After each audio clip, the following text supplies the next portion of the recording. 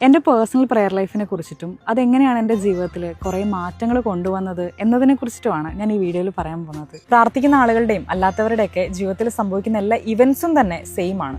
Situations ഒന്നും മാറുന്നില്ല. പക്ഷേ ഈ രണ്ട് കൂട്ടരും ഇവിടെ ഈ കാര്യങ്ങളെ ഡീൽ ചെയ്യുന്ന രീതിയിലാണ് പ്രെയർ ഡിഫറെൻ്റ് ആവുന്നത്. പ്രാർത്ഥിക്കുന്ന ആളുകളും എപ്പോഴും അവരുടെ സിറ്റുവേഷൻസ് ചേഞ്ച് ആവണമെന്ന് തന്നെയാണ് പ്രാർത്ഥിക്കുന്നത്.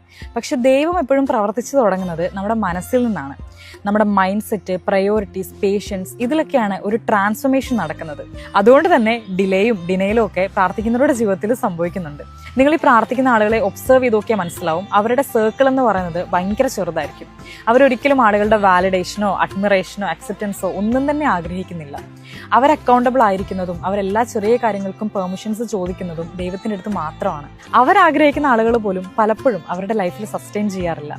പ്രെയർ ലൈഫുള്ള ആൾക്കാരുടെ ജീവിതത്തിന് ഒരു പർപ്പസ് ഉണ്ട്. അതുകൊണ്ട് തന്നെ പല ഡോസും നമ്മുടെ മുമ്പിൽ ക്ലോസ് ആവുന്നതായിട്ടും പല ഫ്രണ്ട്ഷിപ്പും അവസാനിക്കുന്നതായിട്ടും പല ആളുകളും നമ്മുടെ ജീവിതത്തിൽ നിന്ന് വിട്ടുപോകുന്നതായിട്ടും എടുത്തു മാറ്റപ്പെടുന്നതായിട്ടും ഒക്കെ നമുക്ക് ഫീൽ ചെയ്യാനായിട്ട് പറ്റും. പ്രെയർ എന്ന് പറയുന്നത് ഒരു കൈൻഡ് ഓഫ് ഇൻവിറ്റേഷൻ ആണ്. നമ്മുടെ ജീവിതത്തിൽ നടക്കുന്ന ഓരോ ചെറിയ കാര്യങ്ങളിലേക്കും ദൈവത്തിന് കടന്നു വരാനായിട്ടുള്ള ഒരു സ്പേസ് നമ്മൾ അറേഞ്ച് ചെയ്യുകയാണ് അവിടെ ചെയ്യുന്നത്. സാധാരണ ആളുകൾ അവരുടെ ജീവിതത്തിൽ എന്തെങ്കിലും സങ്കടങ്ങളോ പെയിനോ ഒക്കെ ഉണ്ടാകുമ്പോൾ വിചാരിക്കുന്നത് ഇതൊക്കെ ഒരു പണിഷ്മെന്റ് ആണെന്നാണ്. പക്ഷെ പ്രാർത്ഥിക്കുന്നവർ ഒരിക്കലും അങ്ങനെ വിശ്വസിക്കത്തില്ല. Because they know there is a purpose behind every pain.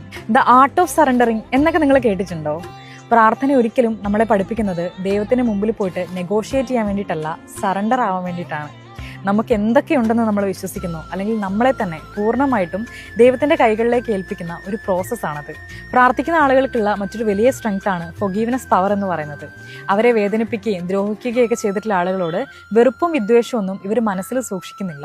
കാരണം ഈ നെഗറ്റീവ് ഫോഴ്സസ് ഒക്കെ അവരുടെ ഉള്ളിലുള്ള ഹോളി സ്പിരിറ്റിനെ നശിപ്പിക്കുമെന്നും പിന്നീട് അവരെ ഡ്രൈവ് ചെയ്യാൻ പോകുന്നത് ആ നെഗറ്റീവ് എനർജീസ് ആയിരിക്കും എന്നുള്ളതിനെ കുറിച്ചിട്ട് ഇവർക്ക് വ്യക്തമായിട്ടുള്ള ബോധമുണ്ട്.